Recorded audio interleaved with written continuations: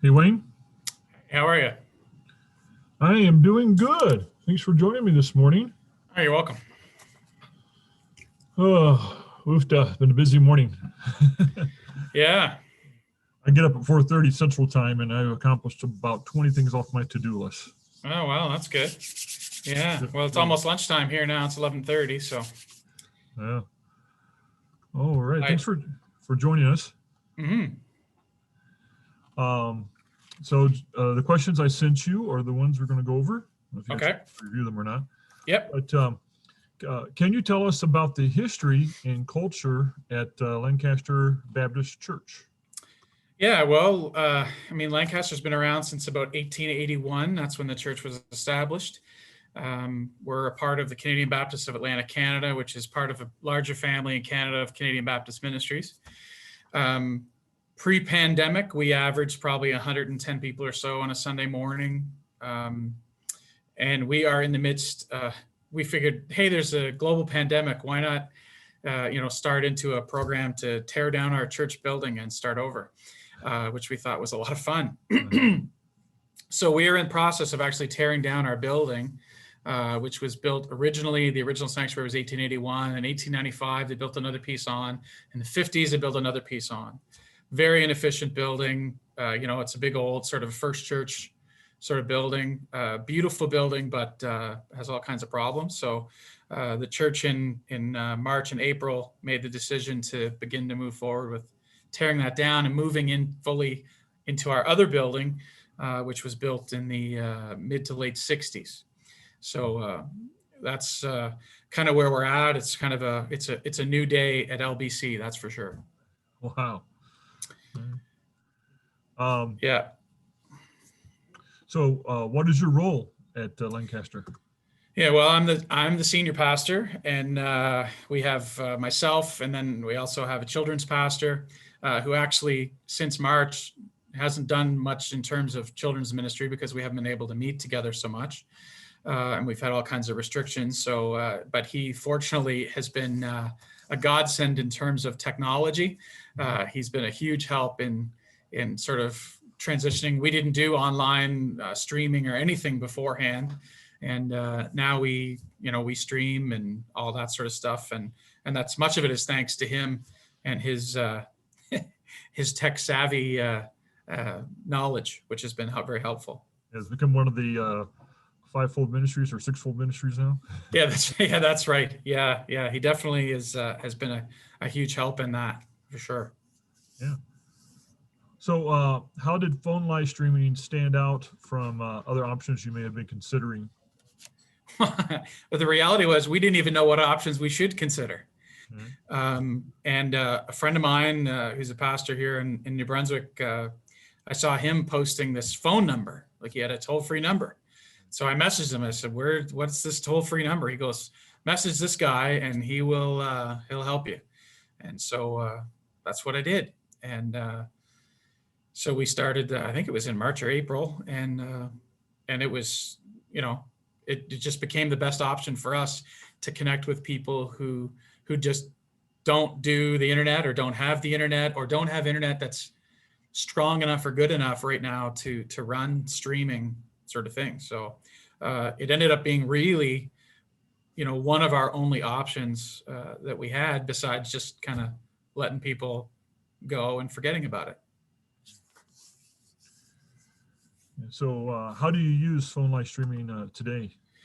Yeah, well, it started in March, April. We didn't really have streaming capability, like I said, and so as we began to we bought a camera and that sort of thing, and we began to record our services, sort of pre-record everything, and then we just posted them as like Facebook Premiere or YouTube Premiere. And then with phone live streaming, when we got that, we just started to upload that recording, the audio of that recording to phone live streaming, and which was great because it's incredibly easy that, even somebody who doesn't know technology very well can figure it out, which was great. And that helped us, get that out to people, mainly seniors who just don't handle the technology very well sometimes. and it gives them the ability to stay connected to the church family, which has been really a huge benefit for us.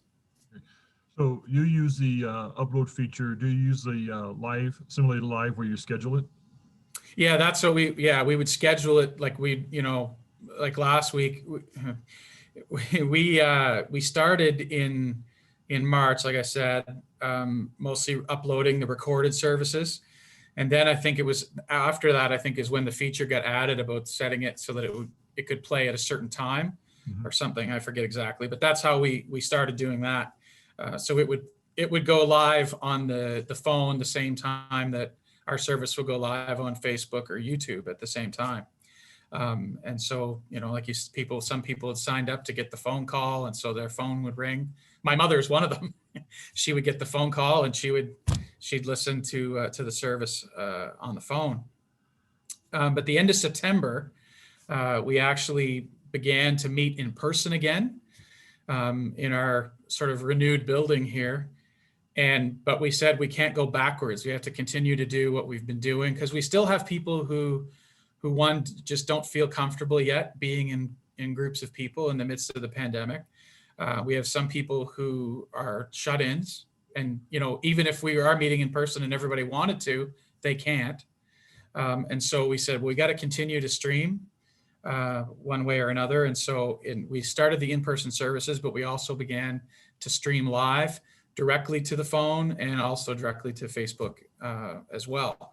And so the live streaming to the phone has been received really well from the folks that have been listening. Our numbers, of course, have dropped some in terms of the streaming, because we were meeting in person now, and some people were, really eager to get back in person, and some they're just not, and so they're still listening on the phone, and they appreciate that we've kept that going. Okay. So, do you have the problem that people that were listening on the phone come to church and have not unsubscribed? So when church starts, their phones start ringing in service? Yeah, we haven't had anybody here that's had their phone start ringing, but I know like my mom will watch, like if she'll be in church and we'll go home and there'll be, a notification on her phone that it rang because she was signed up to get the notification right when we went live. Yeah. But yeah, that happened to my son's church. Yeah, they got back together and about 6 phones went off when they started church. Yeah. It's the first time in church history people show up for church on time. Yeah, yeah, that's right. Well, and the reality for us, I think, is that most of the people who listen online, they wouldn't have a cell phone either. Right. Like that's not their bag. That was a really hard concept when we first came out with phone line streaming, and we were talking about it on Facebook. People would challenge us that they believe in the miraculous, but they don't think you can stream off the internet. And after about a month of people naysaying, they realized it did work. Yeah, they had it working. Yeah.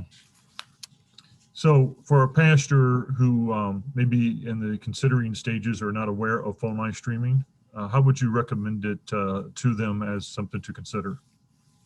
Well, I mean, it's been absolutely beautiful thing for the people, like I said, who are either shut in normally, who wouldn't have been able to get out to service.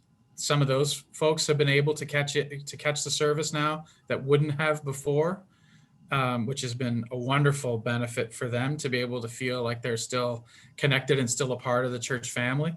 And then the other reality for us has been just that it also gives us another option in terms of getting the word out about things that we might need to get word to some of these people who, when we make a post on Facebook, we know that not everybody gets it because not everybody has Facebook, not everybody gets emails. And so we know that this group of people that are using phone live streaming with us, that if we do an audio message, we can put it on that line and they'll get it. And then they can't come to us and say, well, you never told me because I didn't have it. And now they have it. Which has been a huge benefit really for all those kind of people. Yeah. I think. So do you use the dashboard where you go in and see who's joined? Yeah, we check it every Monday morning.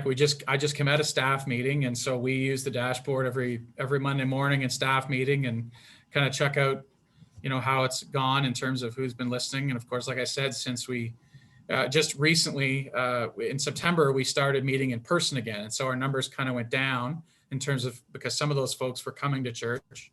But unfortunately, about 2 weeks ago, we had a surge in COVID cases in our region. And so our government kind of pulled us back into a different phase of the pandemic and changed the rules a little bit.